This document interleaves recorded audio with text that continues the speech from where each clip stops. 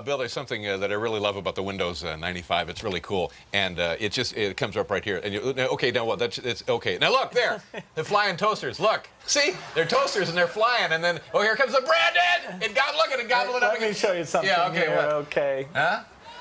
Wow, cool. Make that fly. Let me see that thing fly. Wow. So what did you think of that quiz machine? Very impressive piece of equipment until it exploded, wasn't it? I've seen better. Now at Microsoft, I have a feeling that you guys must have a vast research and development department. New ideas come across your desk every minute of every day, don't they, pretty much? Almost. Yeah. So now if something like the quiz machine failed, what would you do? What course of action would you take? I'd recall it. Recall it? But wouldn't you fire a lot of people first? No. No! I have like a million things to ask you. First of all, if you can, describe for us succinctly what it is that you did better and first that put you where you are today. What was the core of this? What was the seed? What is the essence of Microsoft? When and how did that happen? Okay. I think there's a lot of elements that go into it. Vision of what software could do. What was the vision? What was your vision? Well, a computer on every desk and in every home. Right. I don't have one on my home or in my desk. We're working on that. Vice versa.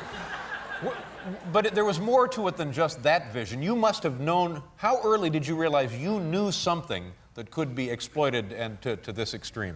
Well, there were a small group of people who saw what this chip could do as it became more powerful.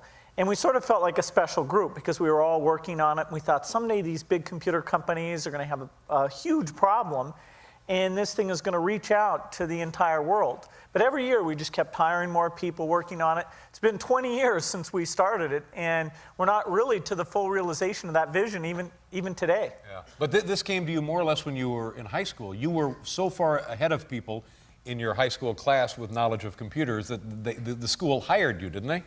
That's right. I did the school scheduling. It was a very nice position to be in. And how did you make that work to your advantage? Well, we had 80% boys and 20% girls. Right. But in my classes, they were all girls. Just you, because you worked the schedule into the... There you go.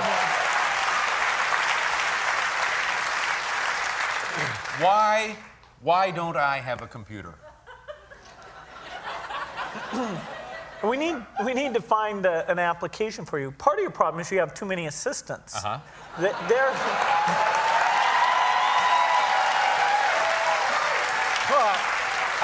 I like having assistants. Well, they're like human computers. They're doing everything for you. Right.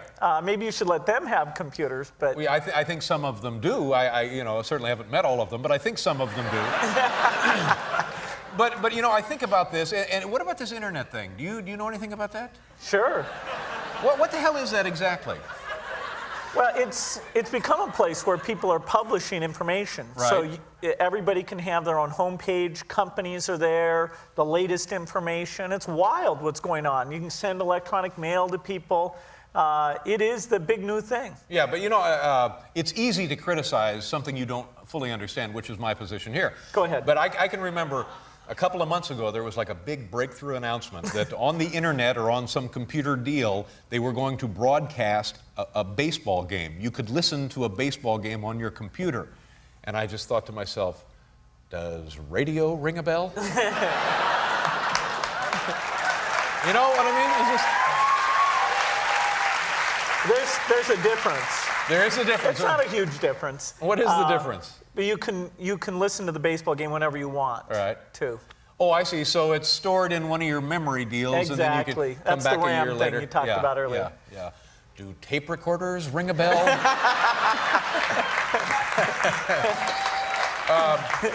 I just don't know. What can you, just knowing me, the little you know me now, what am I missing here? What do I need? Well, if you want to learn about the latest cigars or auto racing statistics. Well, I've got that covered. I subscribe to 2 British magazines devoted entirely to motorsports, and I call the Quaker State Speed Line about 2 times a half hour.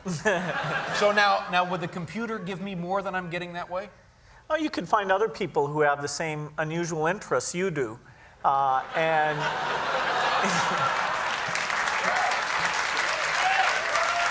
You mean You mean the troubled loner chat room on the internet? Absolutely. I think one day I'll get one of these deals, but I've played with them, and then you're typing in, and then you get that thing, that little arrow. Is that the arrow you move? Bet. And then you it's bet. just, it's like, oh, I get it. It's an eye test. What are we? Tell me about your house. Are you in your new house yet? No, I'm still building that. I'm hoping to move in by the end of '96. Is it just like the coolest house of all time? For me, it's the coolest house of all time. What are the things that you've designed for the house that really you're very excited about? Well, I've got a trampoline room that I can go and use. A trampoline room. That's right. This is like an actual trampoline or like a computer trampoline? Non-virtual. This is This is the real deal. Sure. And you have artwork that can be changed? Right, I have very high quality screens throughout the house, and so I can call up. I can take a topic like scientists or Russia or Renaissance paintings, and so different ones of images related to that topic will come up. And wherever I go, you get those high quality displays. Man, how many square feet is this? Well, it's fairly big. What are we talking about? Oh, more than 50,000 square feet. 50,000 square feet? This theater is not that big, Bill. It's got different parts. It's got a place where I can entertain. Oh, well, that's good. You don't want to cheat yourself on that. Okay.